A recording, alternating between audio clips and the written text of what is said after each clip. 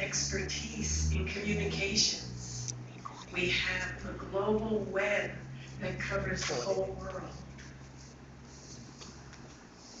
And yet, our communications with each other really are inhumane sometimes.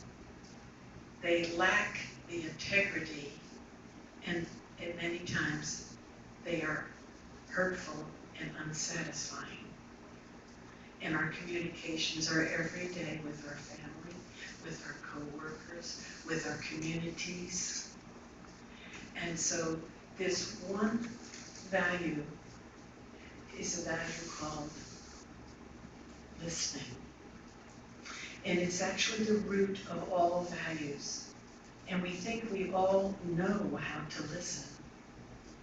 But actually, most of us do what's called spurt listening, which I'm sure some of us have already done that tonight, and fake listening. Listening is the number one modality for learning. We learn our first language just by listening. Most of our communications, writing, speaking, listening, 45% of all our communications, we are listening. But of that 45% that we listen, what percent do you think that we do not really listen? 75%. And why is listening so important? Because when we are listened to, we begin to blossom. We flourish. It's like a light shining on us. We grow, we glow, we shine. Just through the act of someone listening to us. That's if we authentically listen. But most of the time we don't really know how to do that. We are thinking about what we're gonna say next. We want to sound like we're bright, and we are bright, but we tend to judge while we're listening, and we really don't do authentic listening. What would our conversations be like if instead of looking for people that have similarities, if we sought out people with differences? We would learn a lot more, and we would all come closer as well. One of the most beautiful things about listening for me is that we don't have to have our minds linked together as long as our hearts are linked together so that we can heal the nations that we all come from. And so listening gives us this opportunity to do this.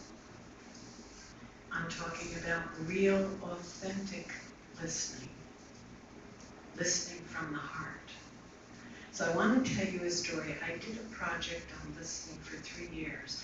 I was just fascinated by this. It's actually a gift of love. And when someone is listened to, there's a healing that happens. Many times when we're going through challenging situations in our life, we go to a friend and we tell them our story. Do we really want advice? No, we really don't. When you go to a friend, you just want to be listened to. Because when someone listens from the heart, with the feelings, with the eye contact, gestures, there's a healing that happens. The person who's speaking is able to touch their own wisdom by the listening that we platform the conversation on.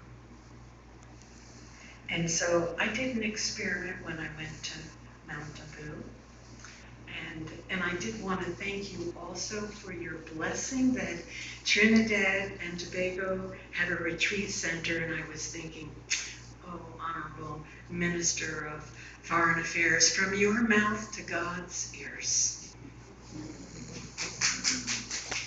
What a beautiful blessing you've given them, really.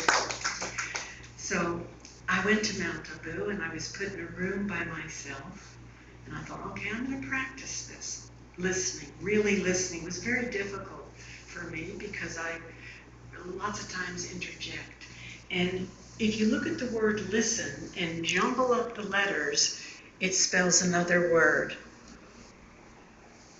Anyone want to guess? Silent. The first rule of listening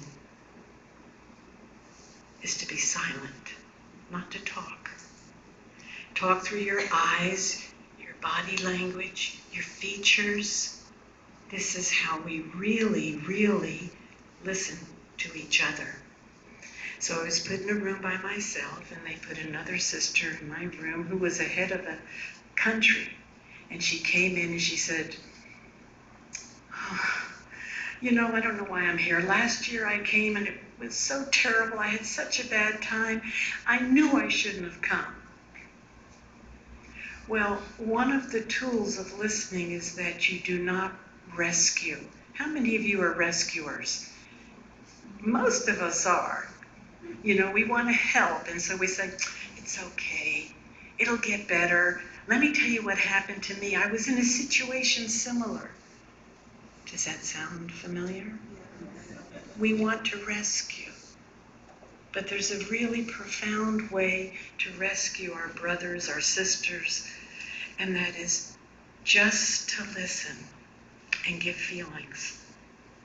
So she said all of this, and I just, for 20 minutes, she kept talking, and she was standing, and so I just stood there like, and I was truly listening, not with my ears, I was listening with my heart, walking in her shoes.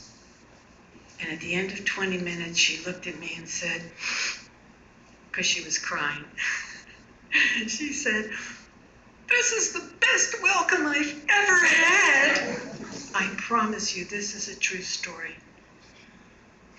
And so I thought, well, this is good. I am on a roll. And so I went to lunch the next day, and usually sisters sit with sisters and brothers sit with brothers, but I was going to push the envelope.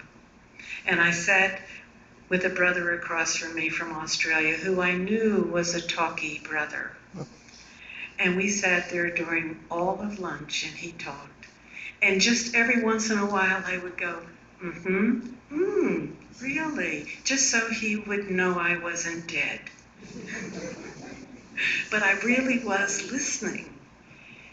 And that was the end of that. And I said, well, nothing has come from that. Okay. But the next day, I come down the stairs, and he was on the floor, below the floor I was staying on, and he was ironing. And he said, Sister Dorothy,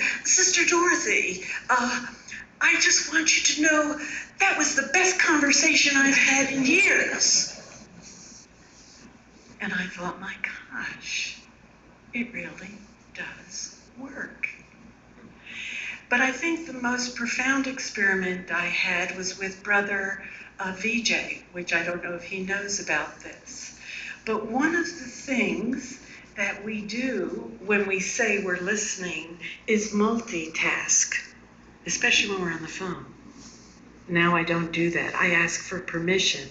Excuse me, but I'm talking to you, but do you mind if I finish this thing on the computer while I'm talking to you? But multitasking really isn't listening, because we have to listen with our body language. As a matter of fact, the impact of all communication between the words we say, the tone we say things in, and the body language, the number one is body language. Number two is the tone, and three is the content, the words. And so I would sit in this little transport office, and people would come in, and I would say, and I really meant it, I hope it's okay. I'm so glad you came to visit me. We have so much work here at Peace Village that I've got to finish this. And that was me.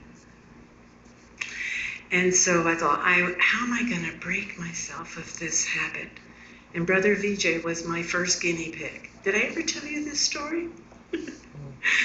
And he came in and he sat there, and I said, okay, I'm just going to do it. And I started talking, and he started talking, and he had my undivided attention. And I found out it was easy. I didn't have to try to break that habit of multitasking. But what happened is that the richness of that relationship changed. Instantly, I began to appreciate Brother Vijay. And this is how we begin to appreciate each other. And I hope he appreciated me some too.